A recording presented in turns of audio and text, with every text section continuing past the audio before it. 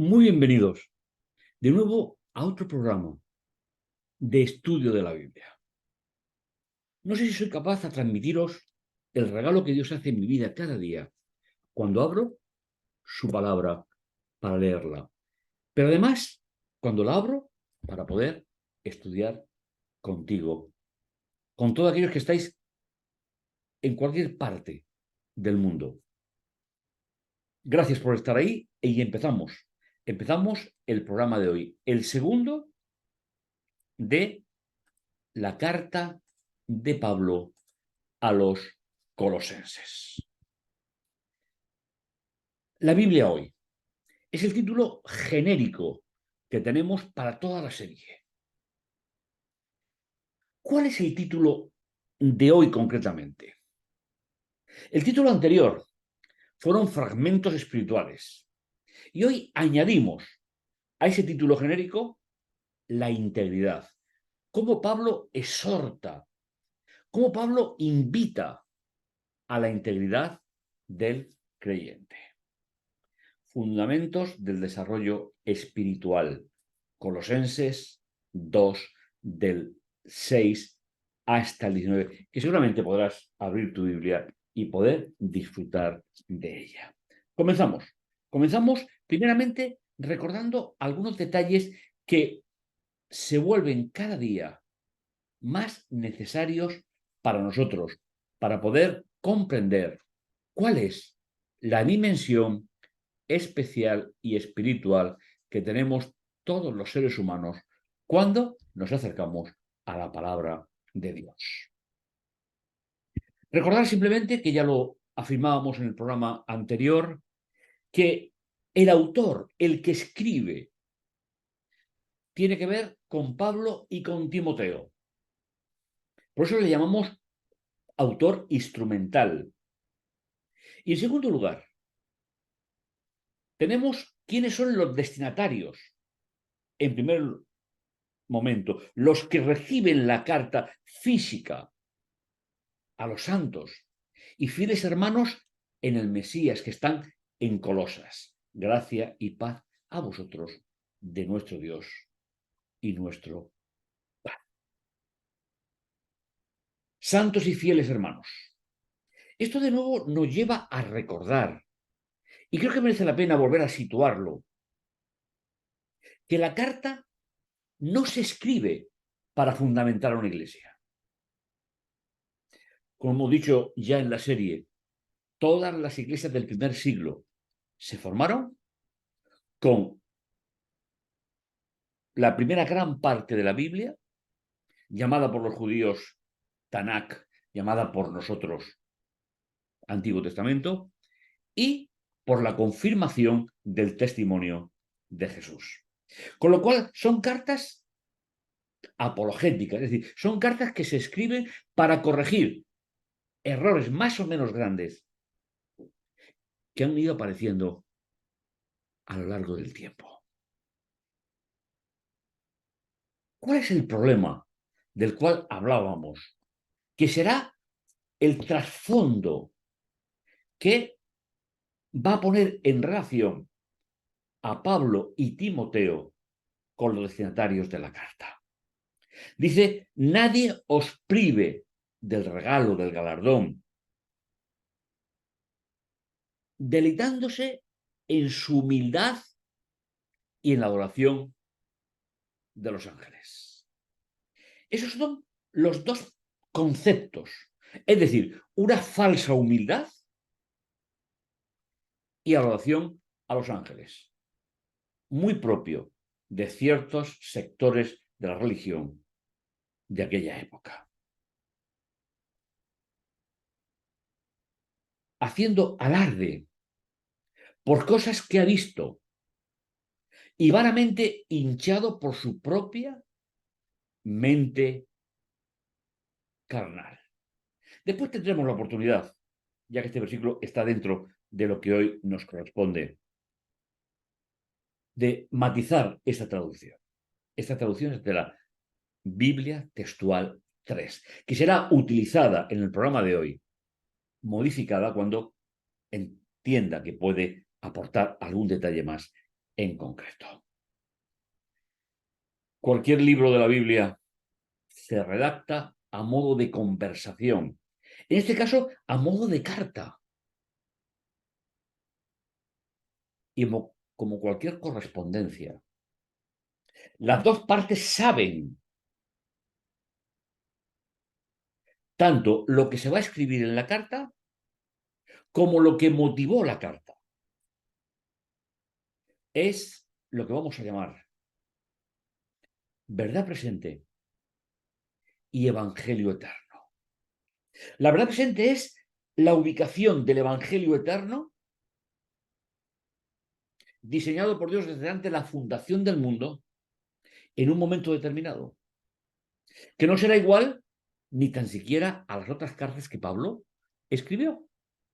Se concentra precisamente en la que nos ocupa. Conciencia. Una traducción de diccionario desde una perspectiva personal. La integridad se vincula con la convivencia entre la conducta y los sistemas de valores individuales. Es verdad que a veces se dice que hay una conciencia colectiva, pero no olvidemos que esa conciencia colectiva está formada por individuos que tienen conciencia. Un individuo de integridad se caracteriza por conformar su comportamiento conforme a sus principios y sistemas de valores, sin incurrir en prácticas hipócritas o incoherentes. Yo no sé cuál de las dos puede ser más favorable a la carta, pero no me voy a atrever. Lo que sí sé es que cualquier creyente honesto, sincero, se puede equivocar. Nos podemos equivocar en nuestros o en nuestras apreciaciones en la lectura del texto. La primera parte de las dos que vamos a ver en el programa de hoy, Colosenses, capítulo 2, del 6 al 15. Un título que nos permite sobresaltar, desde mi perspectiva, una frase para definir esta sección. Cancelación del documento que había contra nosotros. Vamos a intentar compartir no solo la lectura, sino motivos, reflexiones y sobre todo cómo Pablo y Timoteo llamó a la conciencia aquella comunidad religiosa. Y por extensión, nosotros que venimos muchos siglos después y leemos la carta, poder aplicarlo a nuestra vida, a nuestra existencia. Dice el texto en el versículo 6, por tanto, de la manera que habéis tomado al Señor Jesús, el Mesías, caminad en él. Dos ideas fundamentales. Primero, la palabra de la que se traduce caminar está compuesta de una preposición que es alrededor de y del verbo a continuación. Por lo tanto, caminar en él, ¿qué significa? Que nuestro camino bordee completamente la figura de Jesús en nuestra vida. Que sea el objetivo de nuestro caminar. Y en segundo lugar, recordar que en la Biblia caminar, está relacionado sobre todo con un concepto de autoridad o propiedad. Por lo tanto, caminar significa entregar nuestra vida alrededor de la obra de Jesús en nosotros para que nuestra vida tenga sentido. Habéis echado raíces, habéis sido edificados en él y asegurados en, con el sentido de dentro de, en lo que traducimos por fe. Es decir, habiendo desarrollado raíces profundas, de la cual se ha edificado nuestra fe. La fe no puede ser superficial. Y como tantas veces hemos dicho ya, y no me resisto a dejar de repetirlo, la fe es una relación personal, no es un sentimiento. Por lo menos a mí los míos me dan mucho miedo. Me refiero a los sentimientos. Por lo tanto, fijaos la exhortación de Pablo. Habéis echado raíces. No es el momento, es antes. Habéis sido edificados en él y asegurados a través de los buenos cimientos y la buena edificación, esa relación personal y estable, inquebrantable con Jesús. Ese tiene que ser no solo el objetivo de los destinatarios de entonces, sino que tiene que ser el objetivo de mi vida. Y si me permites, por extensión, para la tuya. Como fuisteis construidos, creciendo en el interior de la gracia, de la acción de gracias de Dios. Fe, gracia, caminar. Y todo eso con unas raíces profundas. O podríamos decir, con unos cimientos profundos que dan como resultado el edificio de nuestra fe y de nuestra esperanza. La fe no se puede vivir en comunidad. En comunidad se vive el conjunto de relaciones personales y estables con Jesús, pero estas son individuales y no se pueden transferir. La reflexión de Pablo continúa. Mirad, he procurado traducir este texto porque tiene algunos significados importantes. Mirad que no habrá quien os lleve como botín. Buscando en los diccionarios del griego, me encontré con esta definición, que no la había utilizado hasta hoy, pero que me gusta especialmente. Dice, no habrá quien os lleve como botín, becerra, a través de la filosofía y lo que es insustancial. Según la tradición de los hombres y no conforme a la cosmovisión social y no según el Mesías. Os situamos.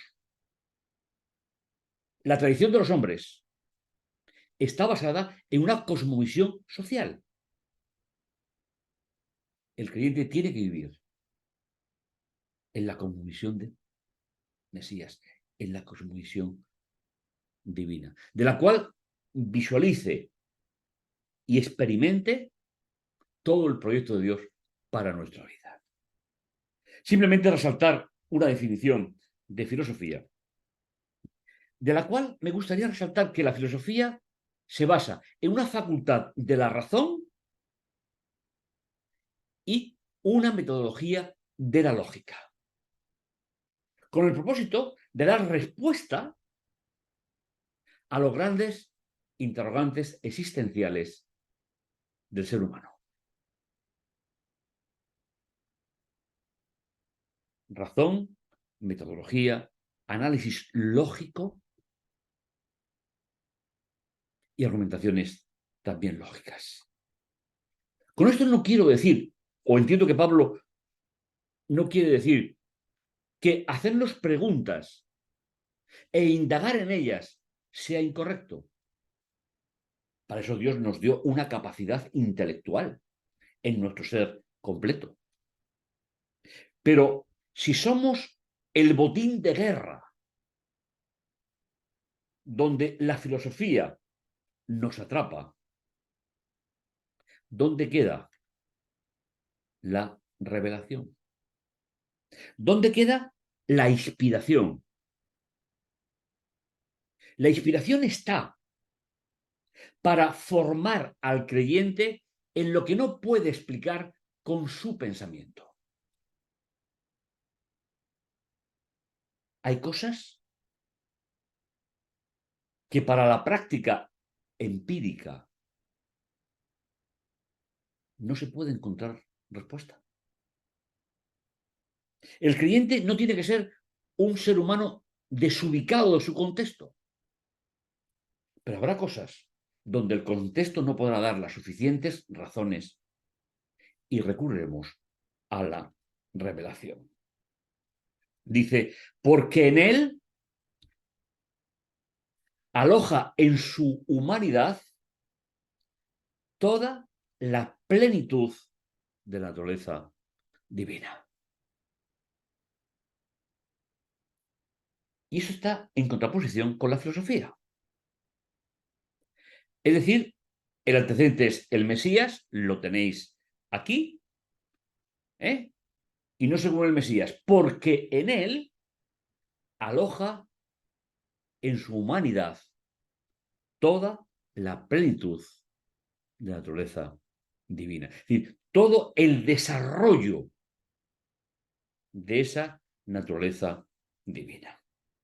¿Y dónde o a qué lugar nos lleva este proceso? El apóstol sigue diciendo, y estáis completos.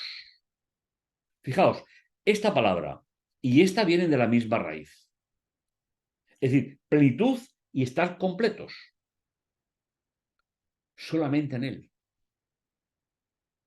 El cual es la cabeza de todo principado y potestad. ¿Sabéis? La palabra cabeza en griego no se utiliza con el sentido de jefe nunca en la Biblia o superior. Solamente cuando se lee descontextuada llegamos a aplicarla con modo de jerarquía. Su sentido es fuente u origen de algo, el cual es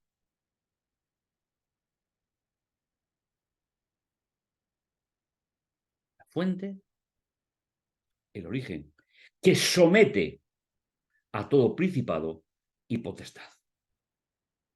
En este contexto es muy fácil averiguar que los principados y potestades se está refiriendo en este contexto a la función de la filosofía que muestra de una u otra forma a esos principados y potestades. En quien también fuisteis circuncidados con una circuncisión no quirúrgica. Así traduce la Biblia de Jerusalén. Me pareció ingenioso. Una traducción actual. Desvistiéndonos enteramente el cuerpo de la humanidad a través de la circuncisión del Mesías. ¿Sabéis? En el primer siglo hubo diferentes problemas con respecto a la circuncisión.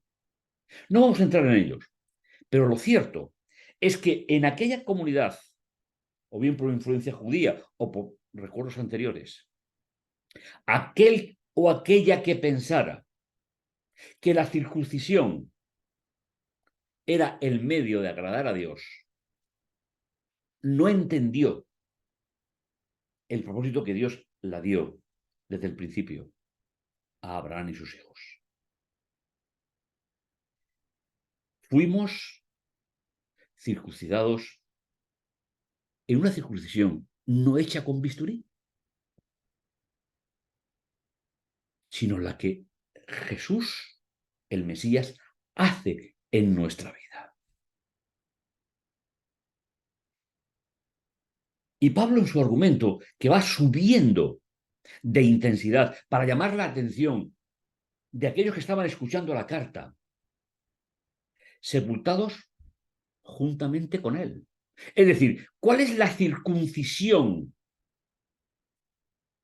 válida para el creyente? La tenemos en el versículo 12. Sepultados juntamente con él en el bautismo, en el cual fuisteis resucitados con él, a través de esa relación personal estable e inquebrantable en el poder de Dios que lo resucitó de los muertos. ¿Sabéis? Una lectura escuchando los textos nos lleva a tener una visión global y muy particular de lo que Pablo estaba diciendo. El debate en este versículo no es la circuncisión o no. El debate es que la nueva alianza supera a la anterior en una circuncisión hecha a través de Jesús en la mente del ser humano. Son los cambios de cosmovisión, son los cambios de paradigma. ¿Y a qué nos lleva? Al bautismo y a la promesa de que también fuisteis resucitados con él. ¿Qué esperanza utiliza Pablo tan profunda al emplear un verbo en pasado? Jesús resucitó. Y Jesús es la fuente de todas las resurrecciones que vendrán el día de su segunda venida. O en algún caso, como Dios ha hecho, según la voluntad de Dios. Esta idea, fijaos qué conceptos más impresionantes. Bautismo, resucitados, fe o relación y la promesa de que seremos resucitados, también nosotros, de entre los muertos. ¿Y vosotros?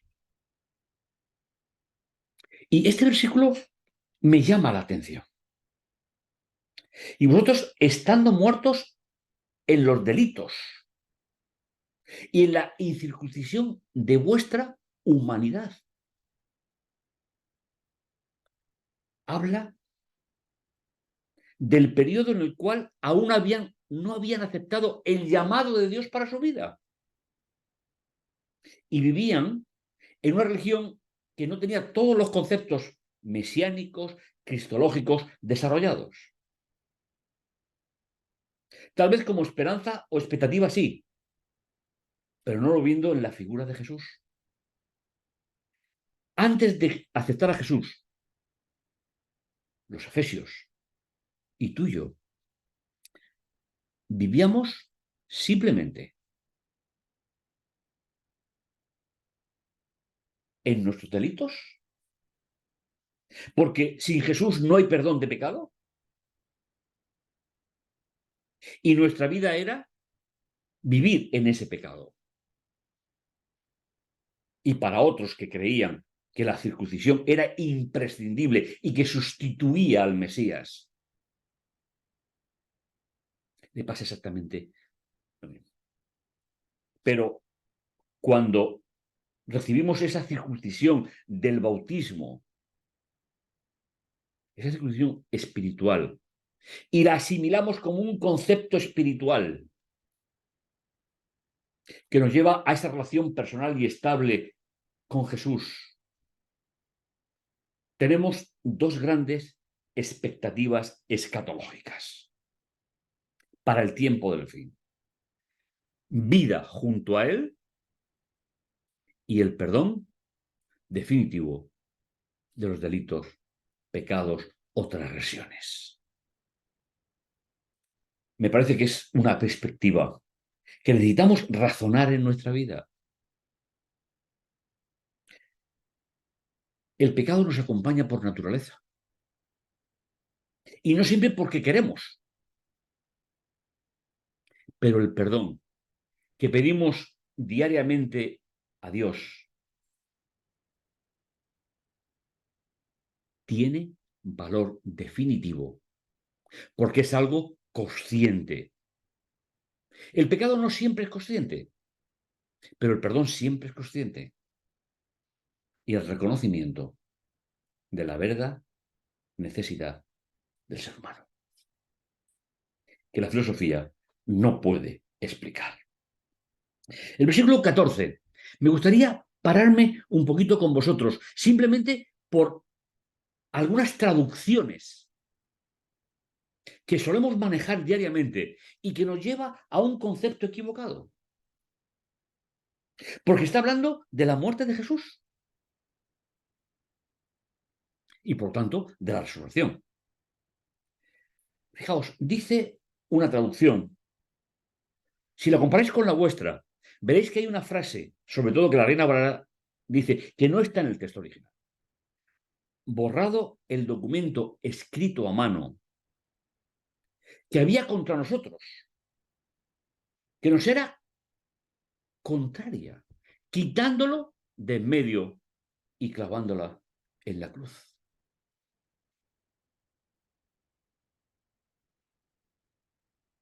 El lector de Colosenses, el lector de Efesios, los lectores de las cartas de Pablo, deben recordar que el sustantivo ley no aparece en Efesios. Sin embargo, el grupo de Reina Valera dice la ley de los mandamientos expresados en ordenanzas. Si lo comparáis con el texto, os daréis cuenta que esa frase no está. ¿Por qué? Porque en este libro que estamos estudiando, la palabra ley no aparece una sola vez. Por lo tanto, ¿de qué está hablando? ¿Sabéis?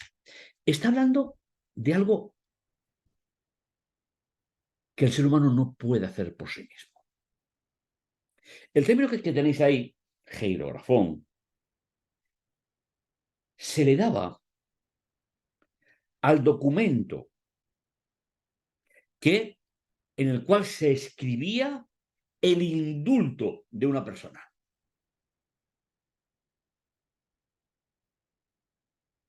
Para que haya un indulto en condiciones normales, tiene que haber una condena y un reconocimiento de condena. El bautismo, el perdón de pecados, es lo que nos lleva a ver este documento legal que se escribía cuando un juez dictaba sentencia, al que acepta a Jesús, al que acepta el bautismo, el que cree en la resurrección y en la esperanza, las sentencias que nos corresponderían por el pecado cometido es borrada. ¿Sabéis? Los destinatarios de la carta esto lo conocían muy bien. Porque los romanos se acostumbraban a poner esos documentos escritos a mano con la sentencia los solían colgar en las cruces de los ejecutados, parecido a aquel cartel que pusieron sobre la cabeza de Jesús cuando estaba muriendo. El indulto, para el concepto que Pablo tiene y que la comunidad tiene, es un estado de gracia. No se refiere a ningún tipo de mandamiento, no se refiere a ningún tipo de ley. Y no olvidéis, esa palabra ley no está en ningún texto de la carta. Y ese documento borrado que había contra nosotros, que nos era contrario, fue quitado y clavándolo en la cruz. ¿Y por qué se hacía esto? Porque una vez que el reo justiciado era perdonado como un acto de generosidad del emperador, se colgaba para que el viento, el aire, borrara esa tinta y no quedara ningún recuerdo más de que esa persona había sido sentenciada. Qué ejemplo tan espectacular el que el apóstol, con su sabiduría legal, que eso no se lo niega a nadie, tanto de la Torá como de las leyes del Imperio Romano, pone a nuestra disposición para que pensemos. El pecado que tú cometes y que yo cometo y las consecuencias eternas que tendría para nosotros empiezan a borrarse con el bautismo. Continúan con la relación personal y estable con Jesús.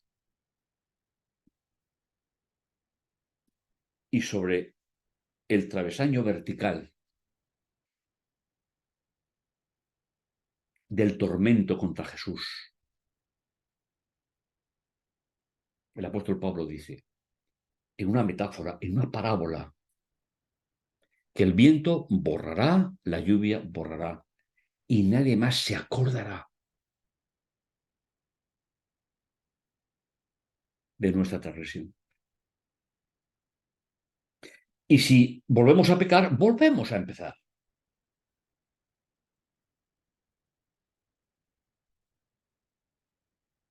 ¿Estás seguro de que la promesa de Dios que arrojaré en el fondo de la mar, que es otra parábola, es lo que se produce en la vida del creyente cuando es indultado por Dios? Yo lo creo, yo lo vivo y yo lo espero. En mi vida he llegado a una conclusión que me parece importante. La relación con Jesús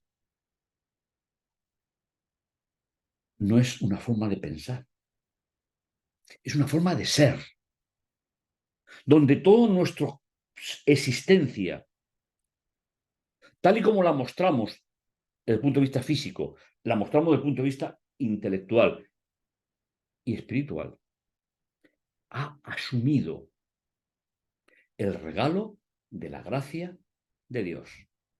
Y recuerda, el Gilrafón es un documento que te acusaba.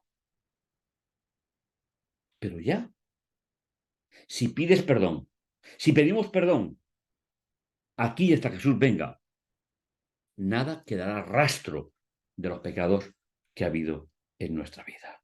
Porque el perdón reconcilia al ser humano con Dios. Y habiendo en ella desarmado completamente a los principados y potestades, que decíamos anteriormente que estaban envolviendo a la humanidad a través de la filosofía y de conceptos que son vanos, pasajeros, transitorios. los exhibió públicamente en el desfile triunfal. ¿Sabéis? A Pablo no le importa tanto el tiempo. Cuando escribe, es verdad que escribe en griego, pero su mente sigue siendo hebrea. En el hebreo, los tiempos verbales no existen. No es la primera vez que lo digo. Pero sí existe la realidad de las cosas. Y cuando un hebreo está seguro de que algo ha ocurrido, ocurre o va a ocurrir, lo escribe en un verbo pasado. Es decir, una acción terminada. El desfile de historia de un rey sobre un territorio recién conquistado. Eso lo hacían los monarcas de aquella época. Y hoy, no sé si en las guerras modernas hay tiempo para eso. Y habiendo en ella desarmado completamente, como acabamos de ver. La segunda parte es nadie os juzgue. Es decir, cancelando la nota. Nadie tiene derecho a juzgarme. Unos versículos, 16, 17, 18 y 19. Dice el apóstol, por tanto nadie os juzgue en comida o en bebida respecto a solemnidades, novilunios o sábados. Tal vez en alguna ocasión os haya hecho explicar este texto o hayáis tenido la obligación de prepararlo para poder explicarlo. ¿Sabéis? Yo te voy a dar una visión personal que creo que no distorsiona mucho el sentido de Pablo.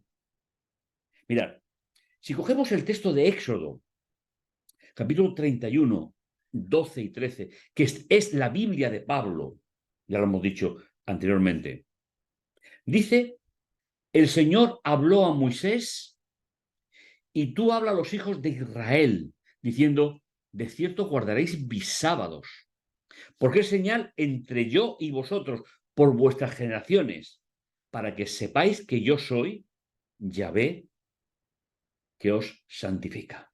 Pero en el versículo siguiente vamos a observar que la palabra sábados ya no aparece, aparece la palabra sábado. Guardaréis el sábado, porque es santo para vosotros.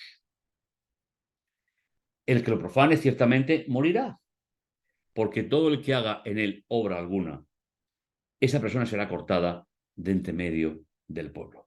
Dejando a un lado la pedagogía del momento, en la cual Dios estaba formando un pueblo de esclavos, lo que quiero resaltar es que por mucho de que muchísimos lectores de la Reina Valera hayan interpretado que se refiere al sábado semanal, en la mentalidad de Pablo y en la mentalidad de los escritores del Antiguo Testamento, o Tanakh, la palabra sábado se refiere al día de reposo y la palabra sábados se refiere a las fiestas, de las cuales el apóstol Pablo habla: comida, bebidas, días especiales, novilunios o sábados, que configuran la parte exterior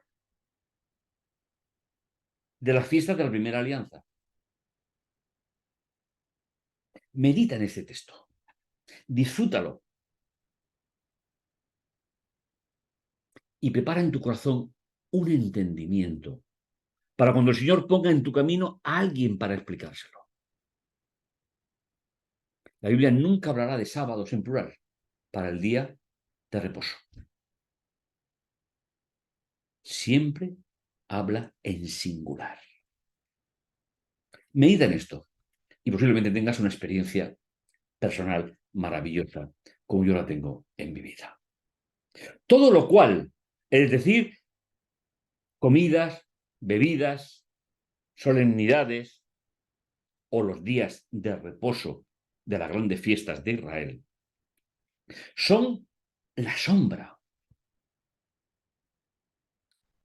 de las cosas venideras. Pero la realidad es el Mesías. ¿Sabéis? A mí me da la impresión de que este tipo de clarificaciones tan especiales, el Señor se la encomendó a alguien que tenía una capacidad especial para tratar la ley. Que aunque hemos dicho que no aparece en este texto, pero en cierto modo aquí está hablando de las leyes que tenían que ver con la primera alianza. En la segunda alianza, el sábado no se toca. Y no es un capricho nuestro, es una realidad bíblica. Pero sí se tocan de una u otra forma.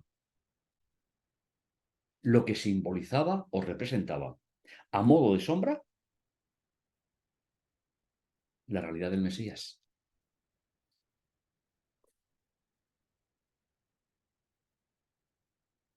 Y nadie os prive por mirar hacia atrás, por mirar a la antigua alianza del galardón, deleitándose en su humanidad y la adoración a los ángeles, alardeando por cosas que ha visto, vanamente hinchado por su propia mente carnal.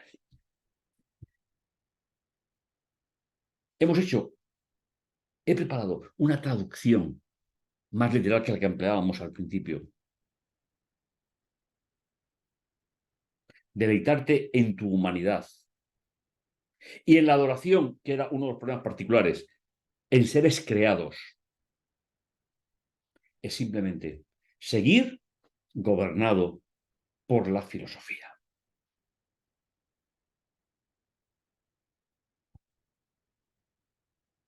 Y no aferrándose a la cabeza.